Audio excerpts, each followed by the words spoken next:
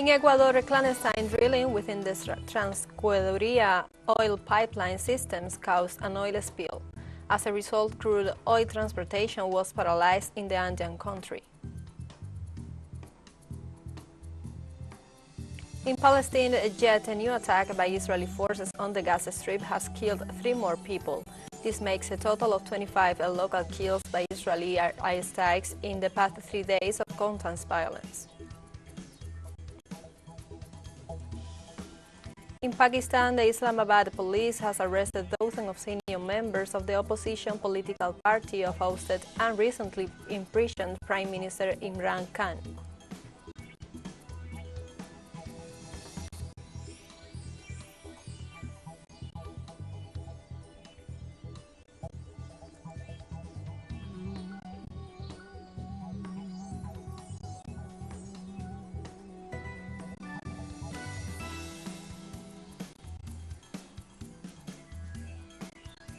Hello, welcome to From the South. I'm your new anchor, Heidi Maurel, from the TeleSUR studios in Havana, Cuba.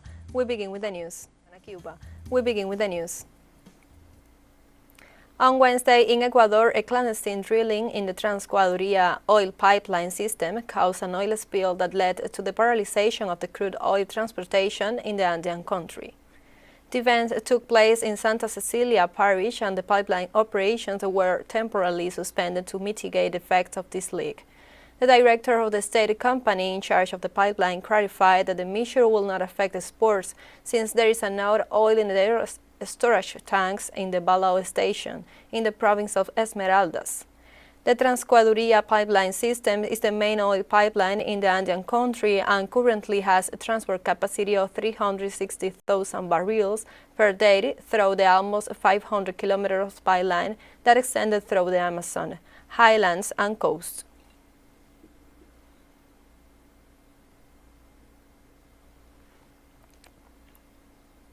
In Guatemala, on May 11, the Supreme Electoral Tribunal will carry out the first simulation of the transmission of electoral results.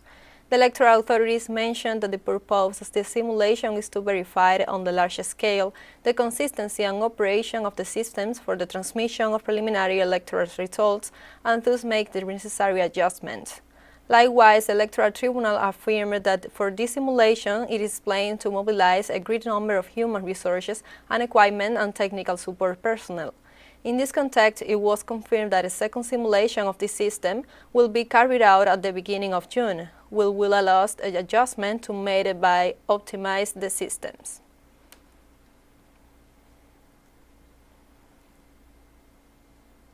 The President of Mexico, Andrés Manuel López Obrador, recommended on Wednesday that the disappearance of the Organization of American States, OAS. During his usual press conference, the Mexican president described the organization as useless and dysfunctional. He also pointed out that the OAS has done nothing more than endorse all authoritarian acts against legitimate, legal, and popular governments in Latin America.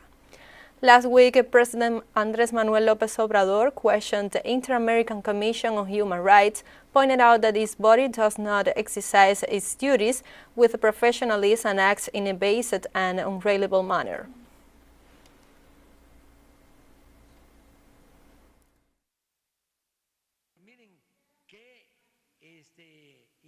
Look at the interference of this organization that is at the service of creative interest groups.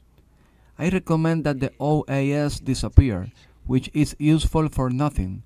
I mean, is the OAS useful for anything? Do you know of something good that the OAS has done? The only thing it has done is endorsing all the authoritarian acts against legitimate legal governments popular in Latin America, nothing else.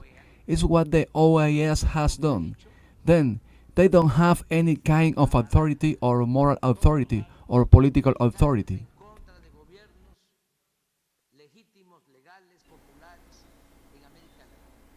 In addition, President López Obrador discussed the possibility of sending a reform to the summit, the Mexican judicial and ministerial branches of government to an election.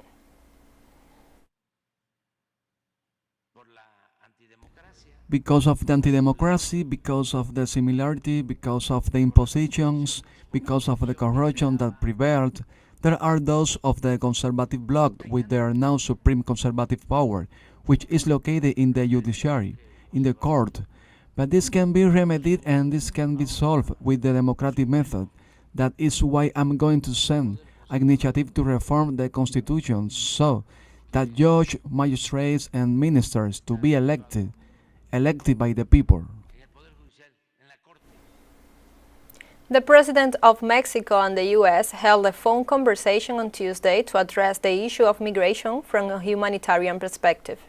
On his Twitter account, President López Obrador said he spoke for about an hour with President Joe Biden, and they reaffirmed their commitment to continue working together on issues such as migration from a more human dimension, drug and arms trafficking, and above all, cooperation for the welfare of the poorest people of the continent. The Mexican president stressed that the United States and Mexico are good neighbors and friends. The White House, for its part, reaffirmed that the importance of improving bilateral cooperation on migration management. Both presidents also acknowledged possible developments countering fentanyl and weapons trafficking.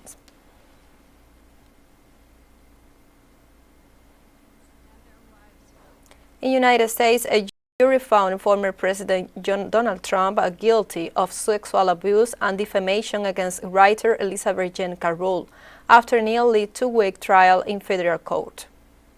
The 9-member jury ruled that the tycoon did not commit rape per se, but found him liable for abuse and other from assault, from which he was ordered to pay Carroll a $5 million compensation. Carroll filed a civil complaint against Trump in November of last year, and during the trial she claimed that she had raped her and feeding from the department store in New York City in 1996. While some political analysts view the verdict as controversial in the face of the coming presidential elections, especially as far as the female electorate is concerned. Others point out that the faith professed by the businessman's followers is so strong that it will remain intact despite his guilty verdict. Meanwhile, Trump insists on his innocence and has vowed to appeal Carroll's case.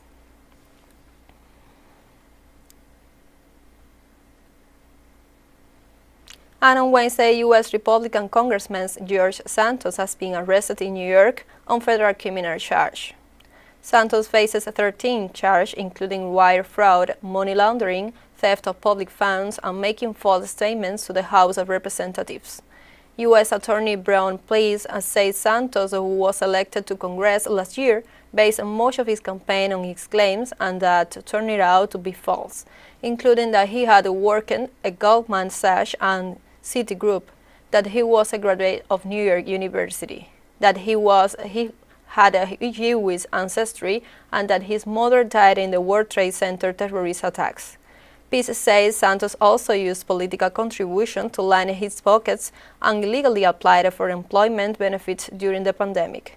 Many of Santos' congressional colleagues have called for his resignation.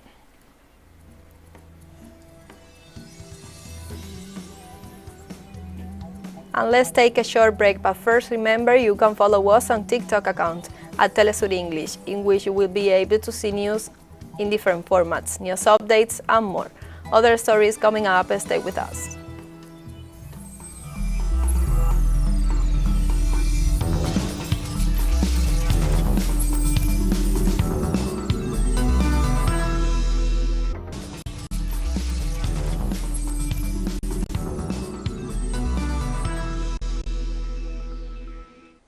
Welcome back to From the South. The foreign ministers of Russia, Iran, and Turkey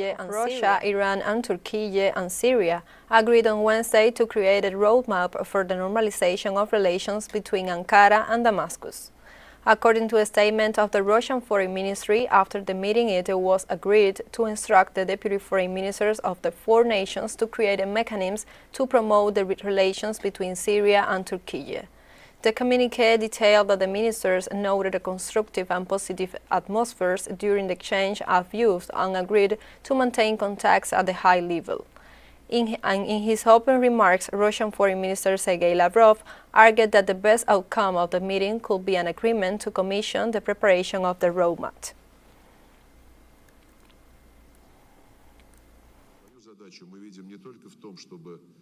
Our task is to determine the general guidelines for further progress, but also to set common benchmarks to move forward. If you do not object to this methodology, then the best result of our discussion today will be an agreement to instruct experts to prepare a draft roadmap for Syrian-Turkish normalization for the next ministerial meeting, which will then be reported to our heads of state. Foreign Minister Lavrov held an unwavering commitment to the sovereignty, territorial integrity, independence and unity of all the countries participating in the meeting. We see a number of principles in this document, which we understand all the parties to the quadrilateral format support. I think first and foremost of the unwavering commitment to the sovereignty, territorial integrity, independence and unity of all the countries participating in the meeting, and to the aims and principles of the UN Charter. We are all interested in an early restoration of good neighborly relations between Syria and Turkey on an equal and mutually beneficial basis. Russian Foreign Minister also assured that Moscow is determined to fight terrorist manifestations and separatist tendencies promoted from abroad. We are determined to work closely together to uncompromisingly combat all manifestations of terrorism and terrorist organizations, and jointly counter separatist tendencies which we all know are fueled from outside. On Wednesday, China called on Italy to explore together the potential from cooperation and its Silk Road and Belt Initiative.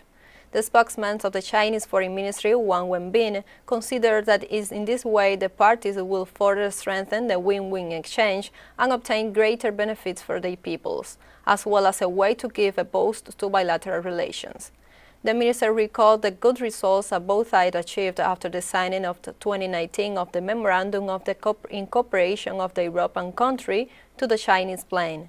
Wang made his statement after the Italian Prime Minister Giorgia Meloni revealed her government's intention to abandon the project and to not renew the agreement on the participation in the next year.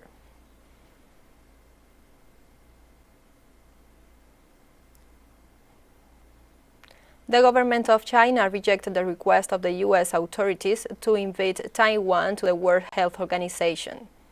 Chinese Foreign Ministry spokesman Wang Wenbin said that U.S. Secretary of State Antony Blinken is trying to mislead the public and exaggerate Taiwan issues. The Chinese diplomat urged Washington to demonstrate its respect for the One China policy and its not support Taiwan's separatist sectors. Wang's statement comes after Blinken urged the World Health Organization to invite Taiwanese authorities to its annual meeting.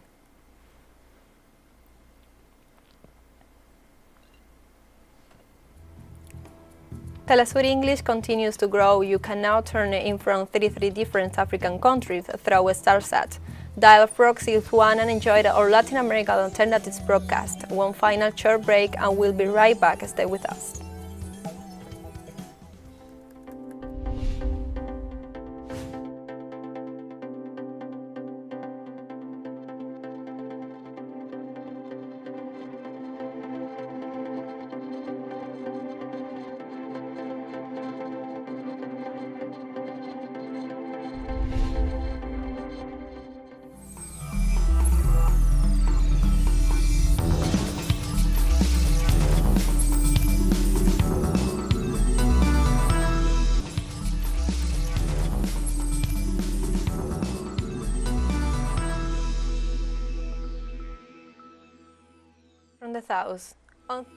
From the south.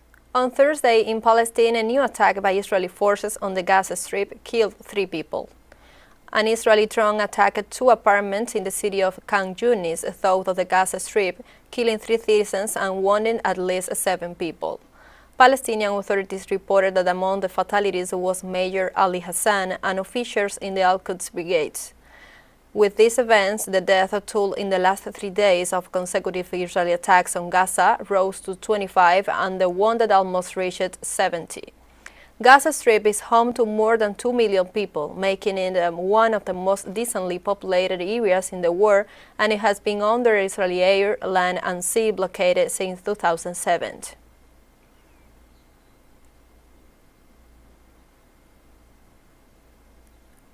On Wednesday, the Palestinian ambassador to the UN condemned the killing of women and children in a series of Israeli strikes in the Gaza Strip. We condemn this crime. We condemn those who committed these crimes, particularly killing large number of children and women. And we believe that it is the duty of the Security Council to condemn these crimes and to pronounce that those from the Israeli side who planned these crimes, who have committed these crimes, should face accountability and should pay for their crimes. In Pakistan, the Islamabad police confirmed on Thursday the arrest of thousands of senior members of the opposition Tehreek-e-Insaf party of ousted and recently imprisoned Prime Minister Imran Khan. Among those arrested are former Pakistani Foreign Minister Shah Mahmood Qureshi, former Information Ministry Fawad Chaudhry, both ministers of the ousted Khan administration. According to the police, the arrests were made for initiating arson and violent protest under as well a well-thought-out plan to threaten the peace. Local press reported at least 8 people were killed, some 2,900 injured, and more than 1,900 arrested across Pakistan in clashes between thousands of protesters injured by the arrest of former Prime Minister, which took place on Thursday, May 9th.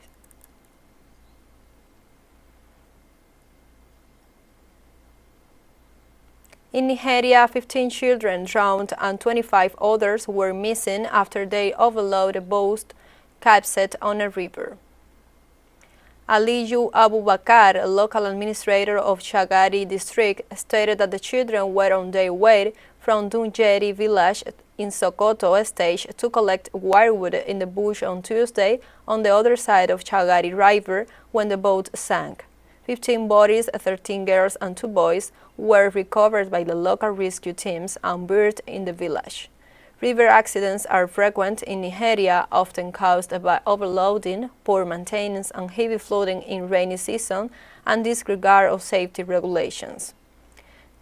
Divers had been working the Shagari River since late on Tuesday, searching for more than the children.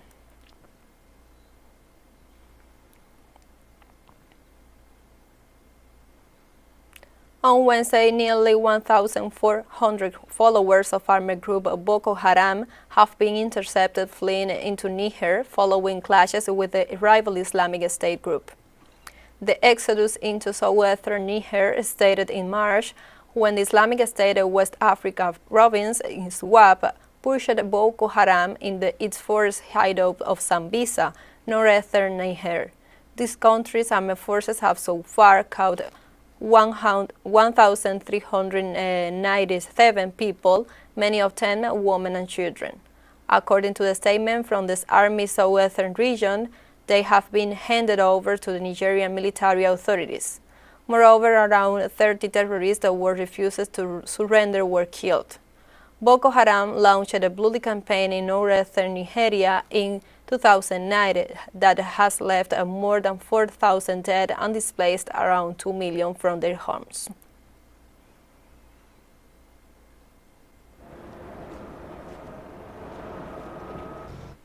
In Sudan, the cost of basic goods and services have skyrocketed as armed conflicts rage in the country.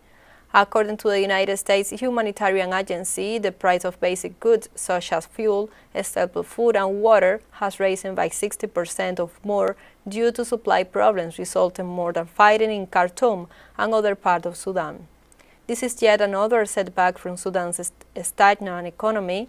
Sudan is a major exporter of gum, Arabic gold, sesame, peanuts, and cattle.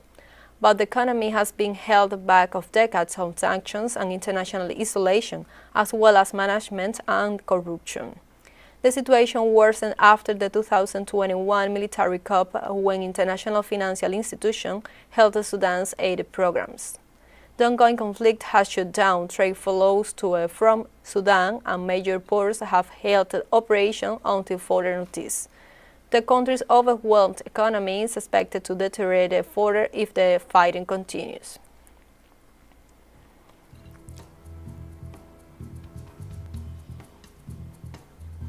And we have come to the end of this news brief. You can find this and many other stories on our website at telesurenglish.net. And join us on social media, Facebook, Twitter, Instagram, Telegram, and TikTok as well.